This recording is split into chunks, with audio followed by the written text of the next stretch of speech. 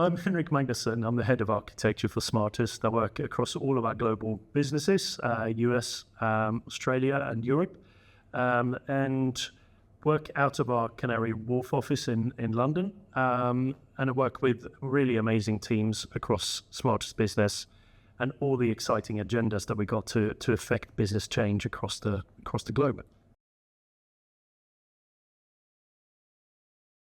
At SmartestEnergy, we really want to embrace the deep green agenda. We're helping customers to make decisions about their future and their energy usage.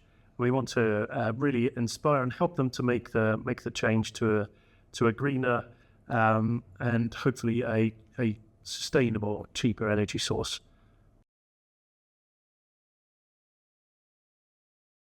My favorite saying about architecture is that everything works better when it works together on purpose. And it's really that purposeful, bringing together information from all corners, breaking silos and being able to share it out again to our stakeholders in a seamless way.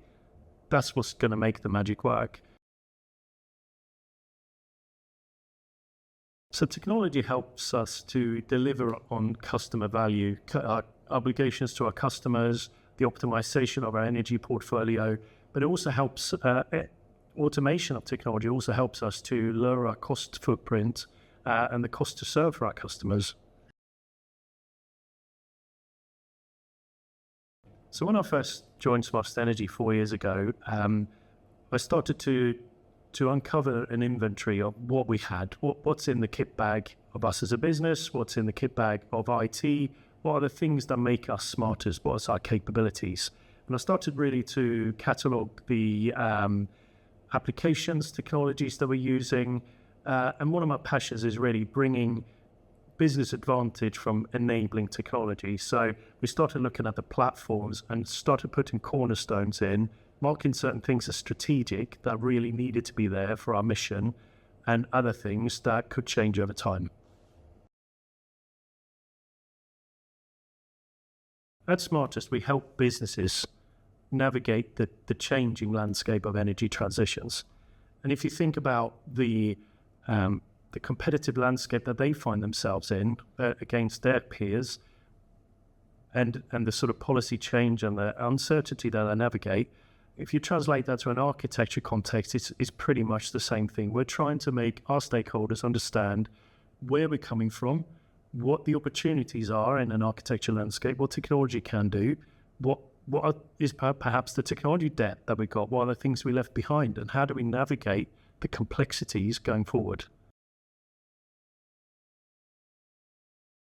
We're hoping to break down silos in the business and in IT by bringing all the data together, just having it in one place, and just taking a town plan approach. So it's all of our roadmaps, it's our target estate.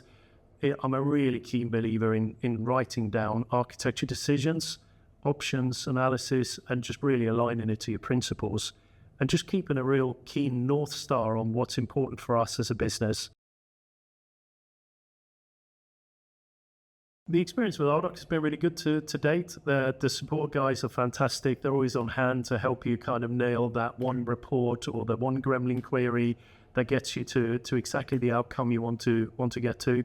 The onboarding in terms of training has been really good. So we've had a lot of hands-on sessions, and we've really driven that to the type of outcomes that we're being asked for. So we didn't feel like we were being trained on at all. We felt like we were co-creating something together for the business.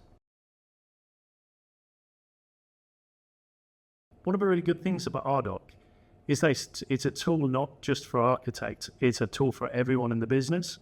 And the license model lends itself really well to just opening up the cabinet doors, and we are the curators of the collection of what gets put on display. All our strategies, applications, the technology estate, the data, it's all in there and it's for people to use. And I like the way that it's a social tool, so we can link outcomes to people, not to an anonymous role, to an actual person, right? And just making it visible as to who owns what. And it's that ownership and the responsibility for owning that information that's going to drive the crowdsourcing of information and really bring it all together. So the next step for us, I inherited a very varied technology landscape. So it's about application rationalization, that whole thing again, but it's about finding the things that we really need to keep and the things we really need to build on.